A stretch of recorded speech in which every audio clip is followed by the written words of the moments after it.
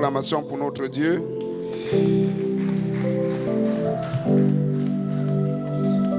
Saluez-vous les uns les autres. Dis que Dieu te bénisse.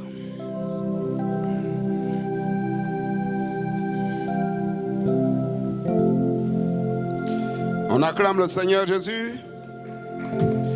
Nous allons nous tenir debout. On va se tenir debout. Nous allons lire le psaume.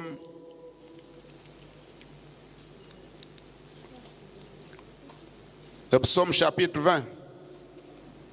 Psaume chapitre 20.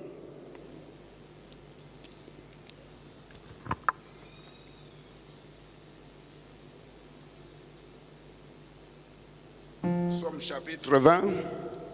Nous lisons. Que l'Éternel t'exauce au jour de la détresse. Que le nom du Dieu de Jacob te protège. Que du sanctuaire, il t'envoie du secours. Que de Sion, il te soutienne.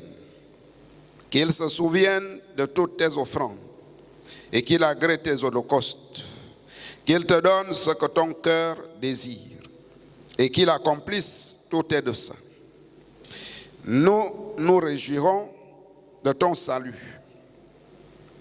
Nous lèverons l'étendard au nom de notre Dieu. L'Éternel exaucera tes vœux. Je sais déjà que l'Éternel sauve son oint. Il l'exaucera des cieux de sa sainte demeure, par le secours puissant de sa droite. Ceux-ci s'appuient sur leurs chars, ceux-là sur leurs chevaux. Nous invoquons le nom de l'Éternel, notre Dieu.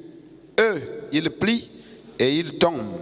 Nous tenons ferme et restons debout. Éternel, sauve le roi qui nous exauce quand nous l'invoquons. Amen. Amen. Nous chantons. Tous dans la chambre haute étaient d'un commun accord. Quand le Saint-Esprit descendit, comme promis par le Seigneur. Seigneur, envoie, Seigneur,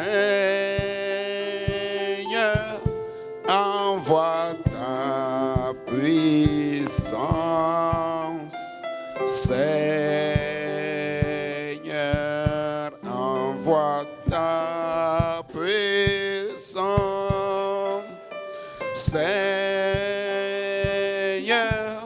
envoie ta puissance et baptise chacun de nous. Seigneur, envoie, Seigneur, envoie ta puissance. Seigneur, envoie ta puissance.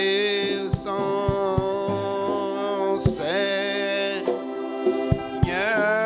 envoie ta puissance et baptise chacun de nous. Cette puissance vint du ciel,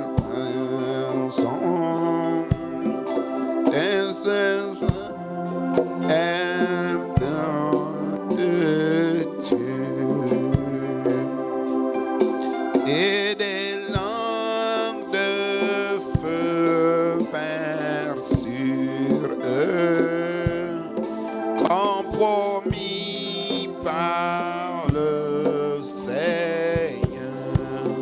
Seigneur, envoie, Seigneur, envoie ta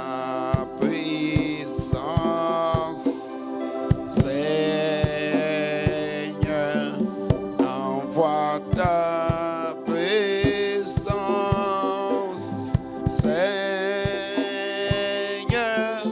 envoie ta puissance et baptise chacun de nous.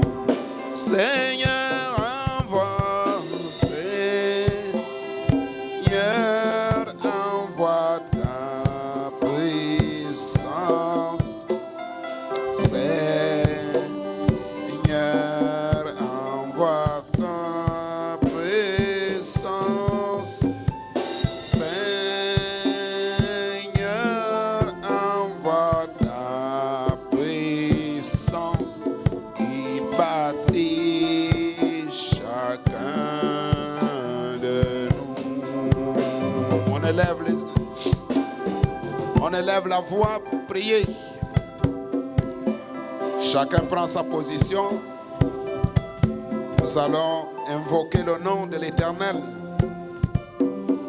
Dieu notre Père Céleste, toi qui es l'Éternel des armées, le Tout-Puissant, le même hier, aujourd'hui et pour toujours, celui qui sonde les cœurs et les reins, celui qui garde Israël, celui qui ne permet pas au Dieu Tout-Puissant que notre pied chancelle, celui, au Dieu Tout-Puissant, qui est l'Éternel des armées, le puissant dans la bataille, celui qui protège, celui qui est le chemin, celui qui est la porte des brebis, celui le grand pasteur des brebis, celui qui est le chemin, celui qui est la vie, celui qui est la vérité. Ce matin, Seigneur, nous te bénissons, nous t'élevons, nous te glorifions, parce que tu es notre Père, parce que tu es notre guide, parce que tu es notre consolateur, parce que tu es l'Éternel, parce que tu es notre souffle, parce que tu es notre guide, tu es notre, oh Dieu Tout-Puissant, espérance. C'est pourquoi ce matin, Père, nous venons, Seigneur Jésus, avec des cœurs brisés, oh Dieu, pour remettre à toi, Seigneur Jésus, nos fardeaux. Tu as dit, venez à moi, vous tous qui êtes chargés et fatigués, et je vous donne du repos. Oh Dieu Tout-Puissant, prenez mon joug, parce que je suis humble et doux. Seigneur Jésus, nous avons besoin de toi. Oh Dieu, pardonne nos fautes, nos manquements, nos iniquités, nos transgressions, tout ce que nous faisons qui n'honore pas la parole.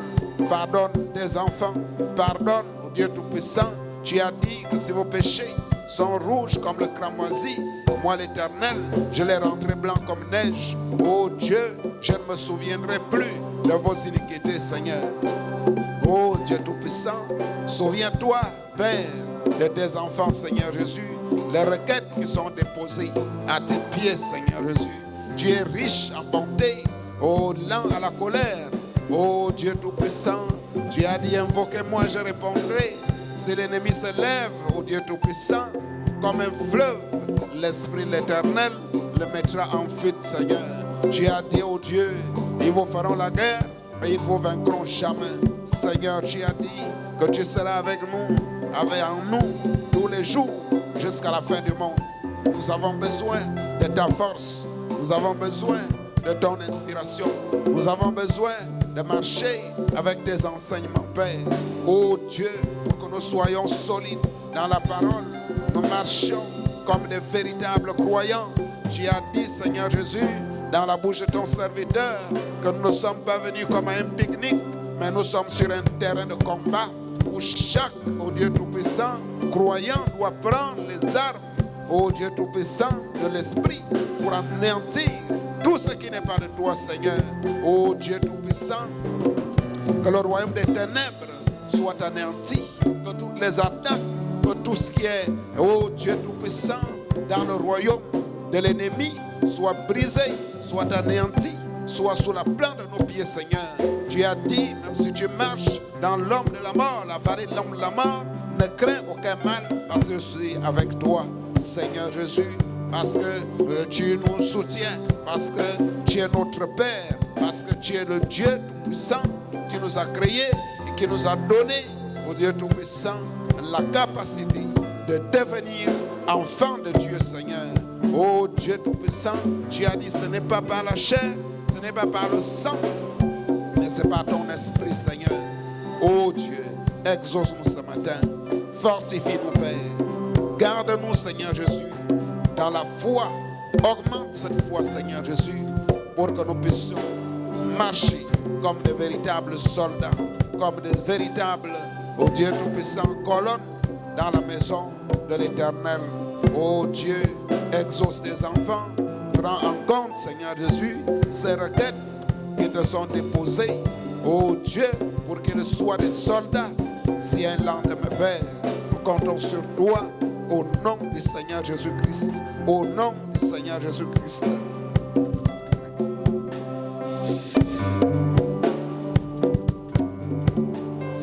Prends le nom de Jésus avec toi, enfant de tristesse et peine. Il te procure de la joie. Prends le pas où tu vas, précieux nom, non si doux, espoir de la terre et joie du ciel, précieux non si doux, espoir de la terre et joie du ciel. On acclame le Seigneur Jésus. Nous allons prier. Dieu notre Père Céleste, merci pour la force, l'intelligence, la capacité que tu nous as donnée ce matin. Et oh Dieu, la foi, la détermination pour arriver dans la maison de l'Éternel. Parce que tu as dit, oh Dieu, dans ta parole, que le jugement commence dans la maison de l'Éternel. Nous avons besoin de toi ce matin. Conduis-nous, Seigneur. Oh Dieu, enlève la distraction. Permets que nous puissions nous câbler, Seigneur Jésus, oh Dieu, dans les choses qui concernent ton royaume, afin que nous soyons des véritables témoins, des véritables colonnes, ô Dieu Tout-Puissant, des soldats qui peuvent résister à l'ennemi, Seigneur, dans ces derniers jours. Nous comptons sur toi. Bénis et souviens-toi de notre pasteur. Souviens-toi, ô Dieu Tout-Puissant, du conseil des diacres. Seigneur Jésus, assiste chacun de nous. Nous comptons sur toi au nom du Seigneur Jésus-Christ. Amen. On acclame.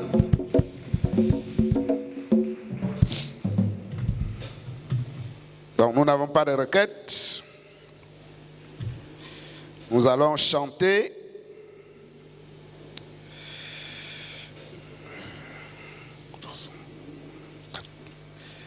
Le grand médecin. Le grand médecin ici maintenant, le compatissant Jésus réconforte les cœurs brisés, écoute la voix de Jésus, le son de ses enfants. Le nom plus doux pour les mortels, le chant plus doux jamais chanté. Jésus, béni soit Jésus.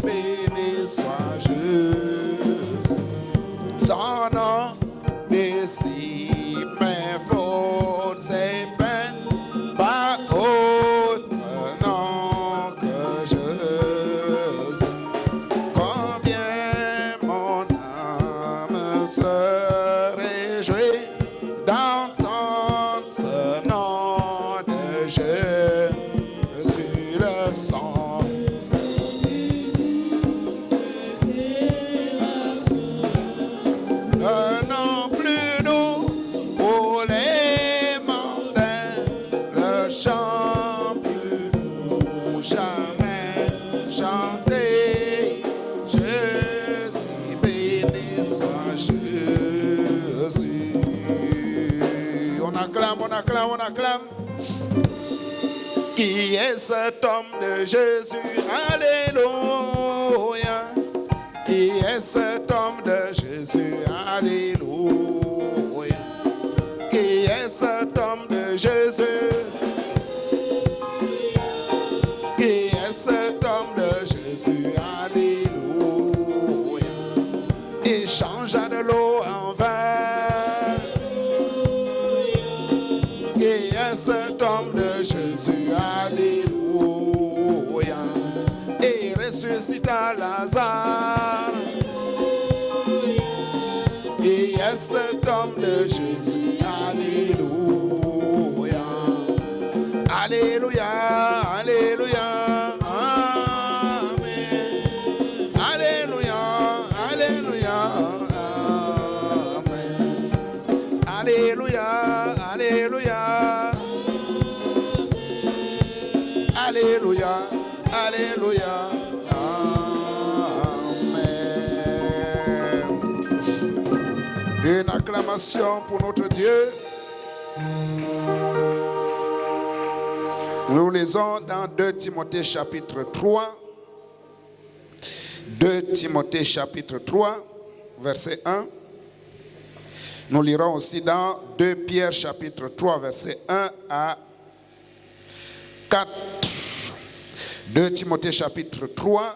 Sache que dans les derniers jours, il y aura des temps difficiles. Nous lisons aussi 2 Pierre chapitre 3. Voici déjà, bien-aimés, la seconde lettre que je vous écris. Dans l'une et dans l'autre, je cherche à éveiller par des avertissements votre sainte intelligence, afin que vous vous souveniez des choses annoncées d'avance par des saints prophètes et du commandement du Seigneur et Sauveur, enseigné par vos apôtres, sachant avant tout que dans les derniers jours, il viendra des moqueurs, avec leur raillerie, marchant selon leur propre convoitise, et disant, où est la promesse de son avènement? Car depuis que les pères sont morts, tout demeure comme dès le commencement de la création. Dieu Tout-Puissant, merci Seigneur Jésus pour cette parole que nous venons de lire. Nous comptons sur toi au nom du Seigneur Jésus-Christ. Amen. On acclame, on acclame.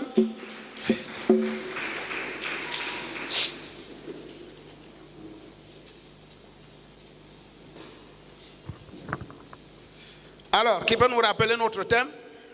Oui, c'est? Notre thème, c'est?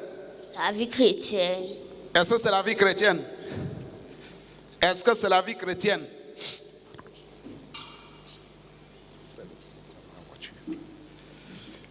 Est-ce que c'est la vie chrétienne? Notre thème? Qui se souvient? Oui, c'est quoi? Le temps de la fin. On acclame. Le temps de la fin. C'est ça notre thème. Ceux qui ont des cahiers, écrivez. Le temps de la fin. C'est ça notre thème que nous avons commencé le dimanche dernier. Et quel était notre sujet? Le sujet c'était quoi? Qui se souvient? Oui? Par la haute voix, c'était la fin de toutes choses. On acclame. La fin de toutes choses. Alors, qui peut nous résumer ce qu'on a dit sur la fin de toutes choses? La fin de toutes choses. Qu'est-ce qu'on a dit?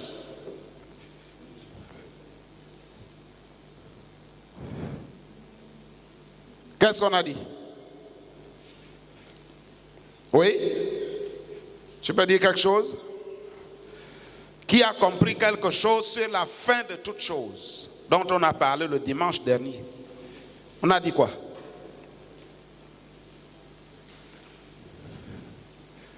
Donc vous écoutez, mais vous ne saisissez rien. Nous avons dit que nous sommes au temps de la fin. C'est d'abord notre thème, le temps de la fin. Et dans le temps de la fin, il y a plusieurs étapes. Il y a plusieurs étapes dans le temps de la fin. Le temps de la fin ne vient pas brusquement. Il y a certains événements en cours qui sont dans le temps de la fin. Parmi ces événements, nous avons, dans Matthieu chapitre 24, Jésus a parlé qu'il y aura des guerres, il y aura des bruits de guerre.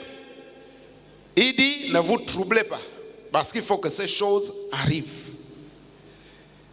Nous voyons, par exemple, le changement des saisons. Nous voyons combien de fois la nature est bouleversée. Donc, ce qui nous montre que nous sommes au temps de la fin. Et nous avons lu dans entendre, reconnaître et agir selon la parole de Dieu. Prêché le 21 février 1960, paragraphe 211. On acclame. Nous avons lu que l'instruction tire à sa fin. L'instruction tire à sa fin.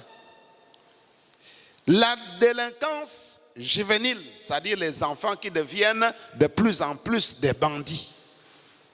Donc les enfants deviennent des délinquants. Vous allez voir un enfant impoli qui s'habille mal, qui met le pantalon sous les fesses et qui met les tresses à la tête, qui met les boucles d'oreilles. Qui a déjà vu un garçon comme ça? Avec ce que vous appelez les locks. Il fait les rastas. Il laisse ça en désordre. Il met les boucles aux oreilles. Il y en a qui vont même jusqu'à se maquiller, les hommes. Ils mettent le rouge à lèvres, ils mettent le crayon pour enfoncer les sourcils. Les hommes font des choses comme ça. Ce qui montre que nous sommes vraiment au temps de la fin. Le prophète dit, les enfants, il n'y a plus d'espoir pour les enfants. Ils sont déjà devenus fous. Le prophète dit que les enfants sont devenus des fous. Les enfants sont devenus des fous par leur comportement. Vous ne pouvez plus avoir d'instruction. C'est ce que le prophète dit. Vous ne pouvez plus aller ici à l'école et trouver un enfant qui est instruit. Il dit, c'est un enfant de l'enfer.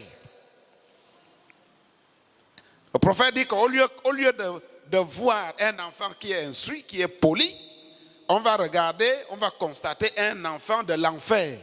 Un enfant qui est voué à aller en enfer par son comportement, par sa manière de parler, par sa manière d'agir. C'est un enfant de l'enfer. 2 fois plus à sa sortie qu'il ne l'était à son entrée. C'est-à-dire quand il sort de la maison et quand il revient, il a changé. Il n'est plus le même. Pourquoi? Parce qu'il s'est mêlé avec des gens qui sont des bandits. Quand il va voir comment l'autre a les boucles d'oreilles, lui aussi va chercher à en avoir. Il va voir comment l'autre a des locks, lui aussi va chercher à avoir les locks. Oubliant que cette façon de faire, c'est un esprit qui a amené cet enfant à se comporter comme ça. Et cet esprit l'amène en enfer. Parce qu'un enfant chrétien ne met pas de locks, ne met pas les boucles d'oreilles. Même une sœur qui est chrétienne ne met pas les boucles d'oreilles. Parce que les boucles d'oreilles, c'est un signe du paganisme. Ce sont des païens, des anciens africains noirs qui mettaient les boucles d'oreilles. Et les femmes ont copié ça. Et en Israël, les boucles d'oreilles étaient un signe de l'esclavage. C'est-à-dire, dès qu'on t'a parlé, tu ne veux pas changer, tu es esclave. Quand on sonne la trompette, le jour de la libération, tu refuses de sortir de l'esclavage, on amenait la personne dans le temple, on lui perçait l'oreille. On perçait l'oreille, on prenait les boucles, on mettait. Donc, ce qui montre que cette personne était devenue esclave à vie. Quand la trompette va encore sonner, pour lui, ça ne lui dit plus rien. Mais pour les autres, ils vont sortir de l'esclavage pour devenir libres. Donc, les boucles, l'oreille que vous voyez les femmes porter, pour nous les chrétiens, quand vous voyez une femme avec les boucles d'oreille, nous savons qu'elle est en esclavage. Qui a compris? On acclame. Donc, si les sœurs, vous avez l'intention de mettre les boucles d'oreille, changez déjà. Parce qu'il y en a qui achètent, qui mettent dans les sacs. Quand elle arrive à l'école, elle met. Et quand elle sort de l'école, elle approche la maison, elle enlève, elle remet dans le sac. Il y a des sœurs qui font ça. Mais ce n'est pas bien. Quand vous faites ça, vous êtes hypocrite. Hein? Nous, on se dit que tu es chrétien alors que tu ne l'es pas. Donc, les enfants sont devenus des fous.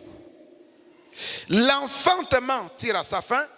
La féminité, la maternité, eh bien, le contrôle des naissances, c'est ce que nous avons dit, est pratiqué partout. Et ce sont des petits chiens qui ont pris la place. Ça veut dire quoi? Ça veut dire que les femmes ne veulent plus avoir des enfants. Elles préfèrent acheter un petit chien, le garder, un chat, un pigeon, ou bien un petit lion, un petit singe, que la femme préfère garder. Pourquoi? Parce que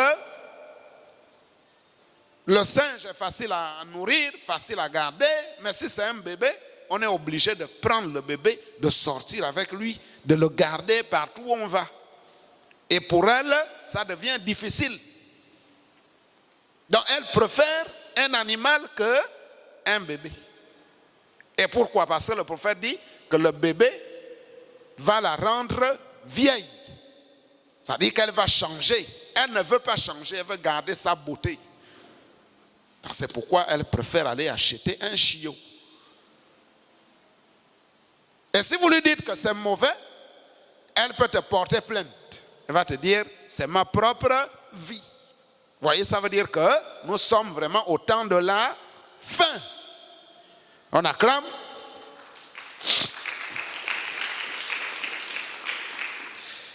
Il dit, la moralité. Plus rien n'a de moralité. Les femmes s'habillent mal. On mauvais d'Hollywood. Toutes sortes de choses. De mode. Tout tire à sa fin. Tout tire à sa fin. Les jeunes filles préfèrent s'habiller comme elles voient à la télé.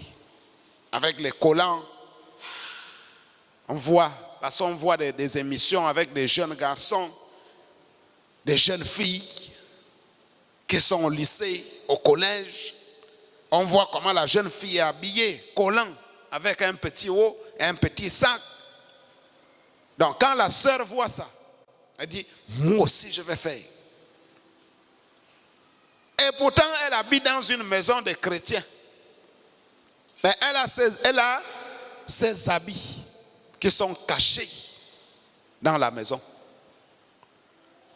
Donc quand le père donne l'argent, ou bien la mère donne l'argent pour aller faire les courses, elle achète les collants, elle achète les petits hauts, les vernis, elle cache ça. Donc pendant que vous êtes là dans la maison, il y a des habits comme ça qui sont cachés dans les sacs. Donc il faut que le parent fouille les sacs pendant que vous n'êtes pas là pour trouver ça. Ce sont des choses qui se passent dans les maisons. Qu'est-ce qui vous entraîne à faire ça? C'est parce que vous avez regardé la télé. C'est la télé. C'est les compagnies. Vos copines à l'école. On vous dit non, voilà, on te montre la photo. Regarde comment, au jour de mon anniversaire, regarde comment j'étais habillé. Toi aussi, tu as envie ça. Tu dis, bon, le jour qu'il y aura aussi l'anniversaire, je vais aussi m'habiller comme ça. Alors que celle-là, c'est une païenne. Elle ne connaît pas la parole. Elle ne connaît rien. Elle ne sait pas que le monde sera brûlé. Elle ne sait pas qu'il y aura un enlèvement. Elle ne connaît rien. Mais toi, tu connais. Tu connais et tu la suis. Donc l'instruction tire à sa fin. La fin, il dit, la guerre tire à sa fin. La civilisation tire à sa fin. Toutes ces choses tirent à leur fin. Oh! Que pouvons-nous donc faire? Quelle sera la suite? Nous sommes à la fin de toutes choses. Il dit, maintenant, la vie de l'Église tire à sa fin. L'Église habituelle, l'Église dit, bon, ceci pourrait être difficile à avaler, mais l'Église charnelle, l'Église d'Ésaü est parvenue à sa fin. L'église d'Ésaü, c'est l'église dénominationnelle. Et quand on parle de la dénomination, c'est-à-dire l'organisation, on regarde les églises catholiques, Béthanie et autres, alors qu'un individu représente l'église. Quand tu adoptes un certain comportement en tant que chrétien, tu deviens une dénomination. Tu ne veux plus prier, tu ne lis pas la Bible,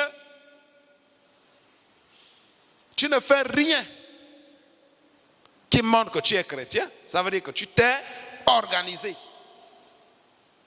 Tu n'avances pas dans la marche. Alors que Dieu nous a appelés pour aller à l'adoption. Nous avons beaucoup d'étapes. Nous avons la justification, la sanctification, le baptême du Saint-Esprit, la nouvelle naissance, la foi parfaite, la vertu parfaite, la tempérance parfaite, la patience, la piété, être comme Dieu, l'amour fraternel, jusqu'à l'amour parfait. Mais là, en ce moment, si on te piétine, si on t'insulte, est-ce que tu es sûr que tu ne vas pas répondre? Si quelqu'un te dit, regarde-moi son gros nez, regarde comment elle est vilaine, quelle sera ta réaction? Tu vas dire, toi aussi tu es vilaine. Alors là, dès que tu réagis, ça veut dire, le prophète dit que vous n'avez pas le Saint-Esprit. Vous n'avez pas encore le Saint-Esprit. Si quelqu'un vient, il vous gifle, quelle sera ta réaction? Toi aussi tu vas gifler. Après on va assister à la bagarre d'une sœur. Une sœur se bat avec une païenne. Tout le quartier vient. Oh, c'est la sœur. Attrapée, c'est la sœur. Elle se bat. Elle plie la jupe. Elle attrape la païenne. Elle met au sol. Ah, la sœur. Le prophète dit, votre place c'est ici. Ici à l'autel. Les 30 minutes avant la prédication, tu dois être là. Seigneur, donne-moi la tempérance. Enlève-moi la colère. Pendant la prédication, ta place doit être à l'autel.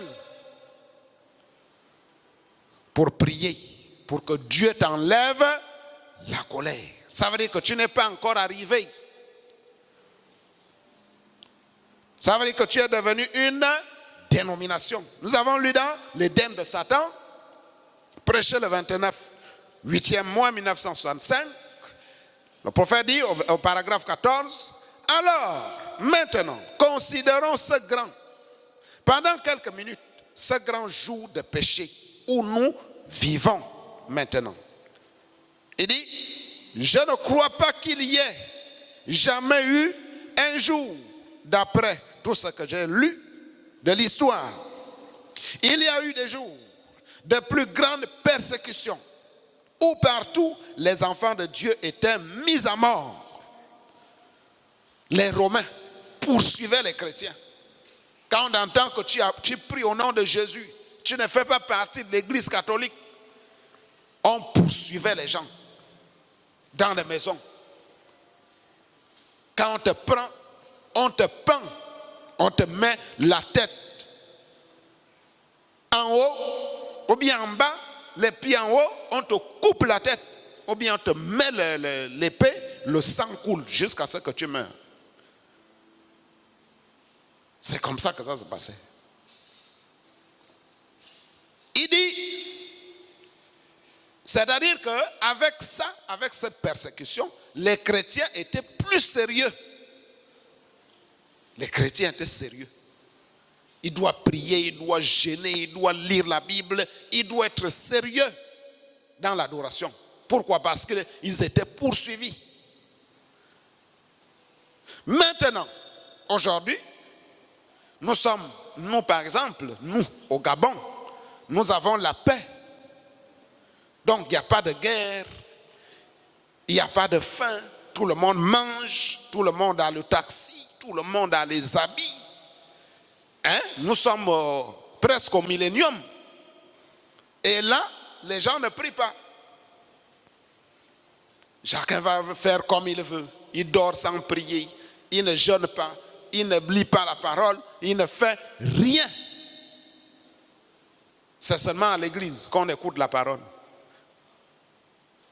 Dès qu'on va tomber lundi, comme le sous-marin, dimanche matin, on sort la tête de l'eau. On n'a pas prié, on n'a pas lu, rien. Si je demande là, qui a fait la prière hier? Personne. Qui a fait la longue prière? Hier, samedi. Voilà, quelques doigts. Qui a lu la Bible toute la semaine? Très bien. Là-bas. Vous voyez? Sur peut-être 100, il y a 5 ou 6. Les autres, rien du tout. Il dit, il y a eu des jours de grandes persécutions où partout les enfants de Dieu étaient mis à mort. Mais de voir, il dit aujourd'hui, de voir la tromperie de l'ennemi, jamais nous n'avons connu un jour comme celui où nous vivons. Maintenant, il dit, le jour où la ruse et la tromperie sont plus fortes que jamais. Et quand je vois ça, ce qui me vient à l'esprit, c'est que le chrétien doit être plus vigilant qu'il ne l'a jamais été dans aucun âge. Donc nous sommes dans un âge mauvais. Le chrétien doit être, comment? On a dit? Oui? Vigilant. Le chrétien doit être vigilant. Partout où tu vas, tu dois être vigilant. Quelqu'un va te surprendre. Oh, ma petite soeur, prends d'abord 500, va me prendre la régabe. Tu es piégé. Chrétienne, tu vas aller acheter la régabe. Te voici aller à la boutique. Tu achètes. Tu amènes. Et pendant que tu marches, le moniteur passe par là, voit la sœur avec la régabe à la main, ou bien la cigarette. Le prophète appelle ça le péché d'intention, ou bien le péché de participation. Tu participes indirectement au péché. Et dès qu'on voit ça, on ne va pas dire que c'est la régabe de quelqu'un, de l'oncle, on va dire que c'est la sœur qui boit. Ceux qui ont les téléphones vont filmer et on balance dans Facebook. On va voir comment la sœur a la régabe. C'est grave. Donc tu dois dire, non, moi je suis chrétienne, je n'achète pas la boisson. Et tu parles avec respect. La personne va regarder ta détermination et va te laisser. Mais si tu ne dis rien, tu ne fais rien, on te donne et tu prends, tu pars. D'autres, on va te dire, bois d'abord un peu. Tu es un garçon, tu dois boire. L'oncle prend la regable, met dans le verre, te donne. Mais comme tu as peur de lui, tu bois. Voilà comment tu tombes dans le péché. On acclame. Donc, le chrétien doit être plus vigilant. Nous avons lu dans la révélation de Jésus-Christ, prêché le 4, 12e mois 1960, paragraphe 154, où le prophète dit, on acclame,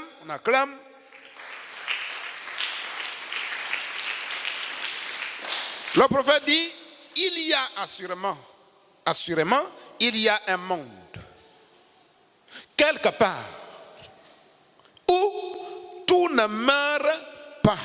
C'est-à-dire que nous sommes au temps de la fin, tout tire à sa fin.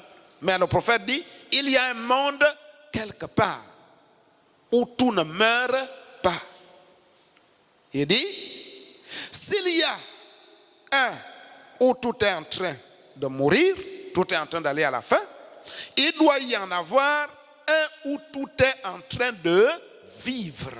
Ça veut dire qu'il y a un monde où il n'y aura jamais de fin. C'est ce que nous entendons impatiemment.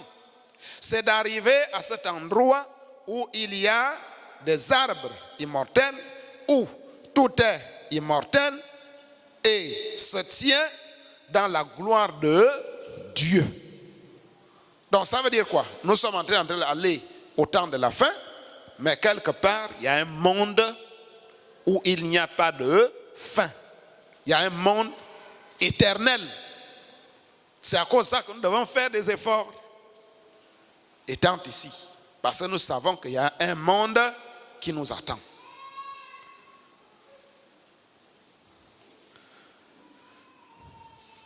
Alors, ce matin, nous allons commencer un nouveau sujet intitulé « Les derniers jours ». Les derniers jours. C'est toujours le temps de la fin. Les derniers jours. Alors, qu'est-ce que les derniers jours? Qui peut me donner une explication? Ce que c'est les derniers jours. Les derniers jours. Oui, c'est quoi? Oui? Les derniers jours, c'est la fin des temps. Oui, les derniers jours. Les derniers jours. Il a dit c'est la fin des temps. Qui peut ajouter? Les derniers jours. Les frères. Les derniers jours, c'est quoi? Là-bas? Rien. Les derniers jours, ce sont des jours qui nous restent avant que le monde ne prenne fin. C'est ça les derniers jours. Alors, qu'est-ce qui se passe dans les derniers jours? Nous lisons dans l'âge de l'église de Thyatire, du 9 décembre 1960, à la page 214. Nous lisons, il est dit, le prophète dit, il est dit au sujet des derniers jours, que l'amour, dans les derniers jours, que l'amour du plus grand nombre se refroidira. L'amour de quoi? L'amour de Dieu. L'amour pour les choses de Dieu. Même le croyant va se refroidir. C'est pourquoi nous voyons aujourd'hui beaucoup de gens quittent les églises. Quelqu'un va te dire, j'étais dans le message, mais je suis sorti. Après, il va commencer à donner des fausses raisons, parce que là-bas, il y a ceci, parce que. Mais quand on regarde, au fond, il y a quelque chose qui l'a enlevé. Ce n'est pas que l'église était mauvaise, ce n'est pas que le message était mauvais, c'est parce que sa propre vie n'arrivait pas à s'ajuster à ce qu'on prêche. C'est surtout ça qui enlève les gens des églises. Que l'amour du plus grand nombre se refroidira à cause de l'accroissement de l'iniquité. L'iniquité, c'est quoi? L'iniquité, c'est savoir que ça, la parole condamne, mais je fais quand même. La parole dit ne pas pour les sœurs. Une femme ne portera pas un habit d'homme, mais toi tu mets. C'est ça l'iniquité. La parole dit qu'un frère ne doit pas marcher avec une sœur, mais tu fais ça. C'est ça l'iniquité. Il dit, dans l'âge de la Odyssée, le dernier âge, l'amour de soi-même et l'amour des choses matérielles prendront la place du véritable amour de Dieu. L'amour de soi-même et l'amour des choses matérielles vont prendre le dessus de l'amour de Dieu. Nous devons nous mettre en garde contre la puissance du péché dans ces derniers jours. Tant de gens s'endurcissent parce qu'ils ne sont pas conscients de l'effet de l'esprit de ce dernier âge. Les gens ne sont pas conscients. Quand vous allez au marché, vous vous tenez à un endroit, vous regardez comment les gens passent, comment les gens sont habillés, comment les gens se comportent. Vous allez comprendre qu'il y a quelque chose qui ne va pas. C'est-à-dire, les derniers jours ont un esprit. Si vous allez en Europe, vous allez voir comment les gens marchent vite. Les gens courent. Les gens sont pressés. Si vous arrivez au Gabon, vous allez voir que ce qui anime le Gabon, c'est l'hypocrisie. C'est ça l'esprit d'ici. Quelqu'un dit quelque chose à la bouche, mais il a autre chose dans le cœur.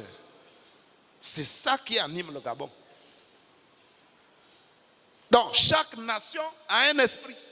Si vous allez en Guinée équatoriale, vous allez trouver un esprit. Les gens sont barbares.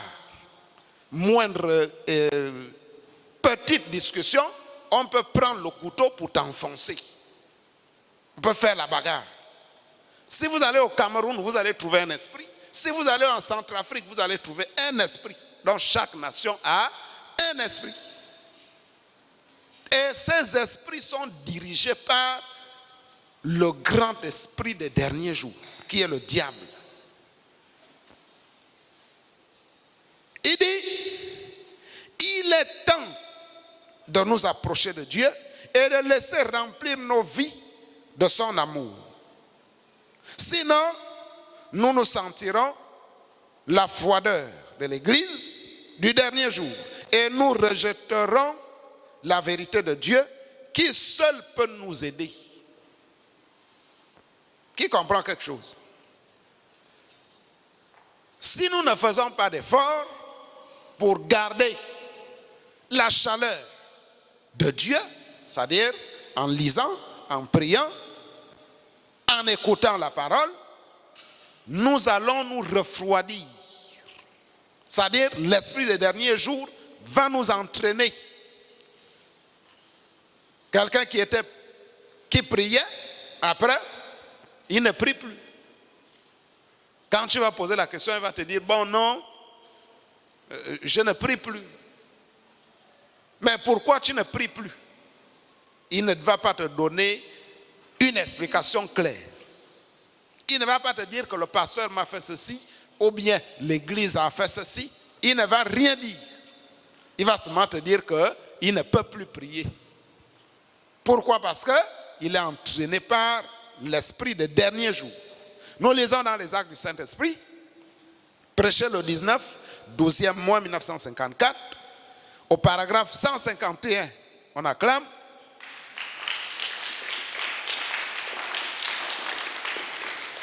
Le prophète dit, quand Daniel a eu une vision là-dessus, c'est-à-dire dans les derniers jours, il a dit, quoique les méchants feront le mal dans les derniers jours, ceux qui connaissent leur Dieu accompliront des exploits dans les derniers jours. il parlait de ce jour-ci. Il parlait du jour d'aujourd'hui.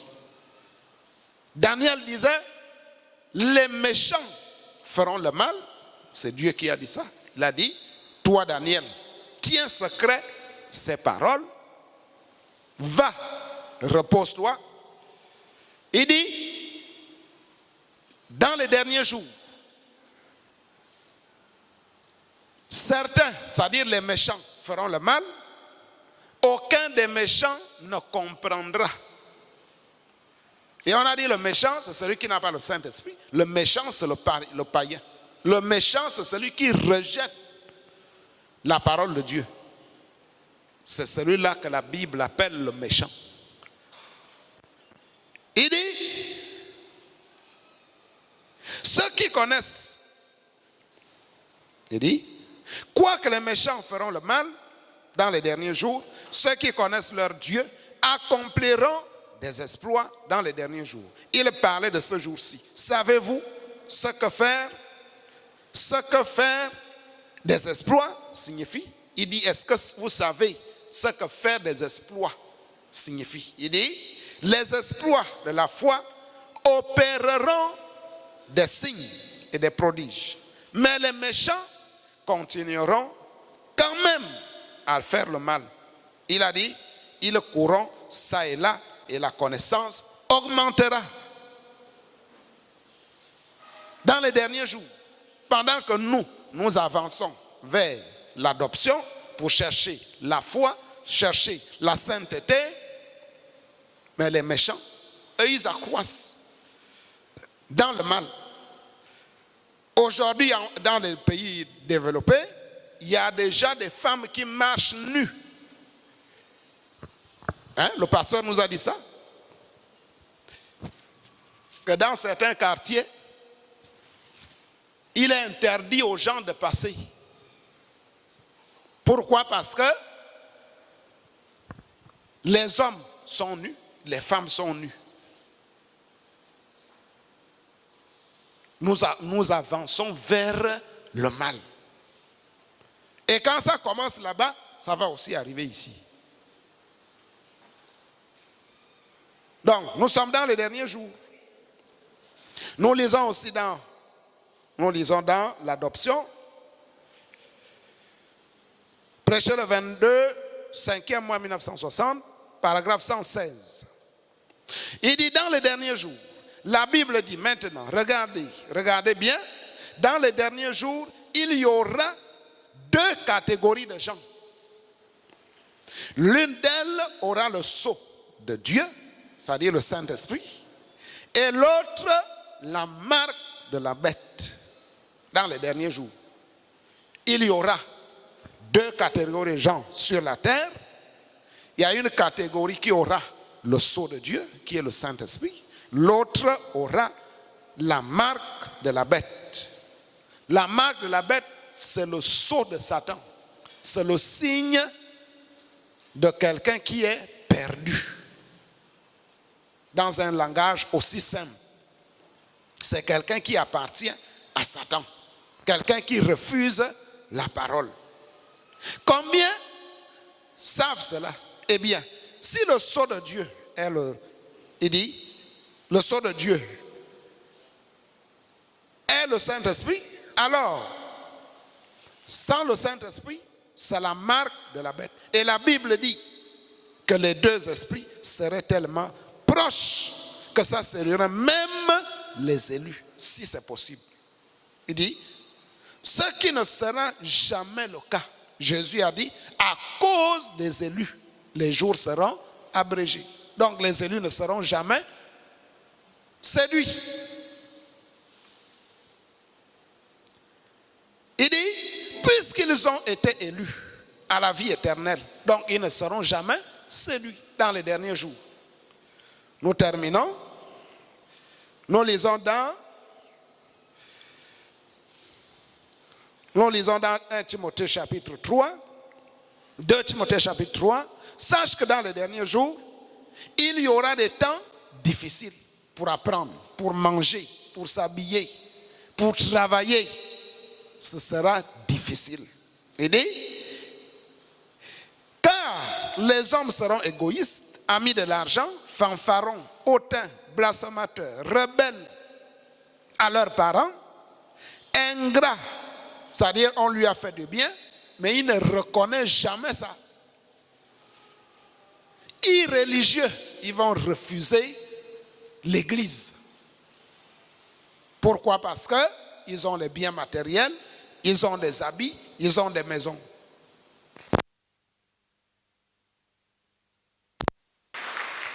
Donc, voilà les derniers jours.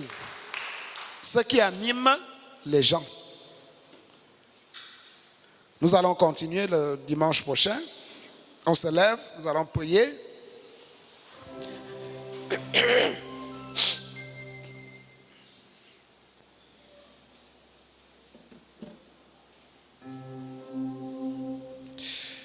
Dieu Tout-Puissant, auteur de la vie, nous venons, Seigneur Jésus, à la fin.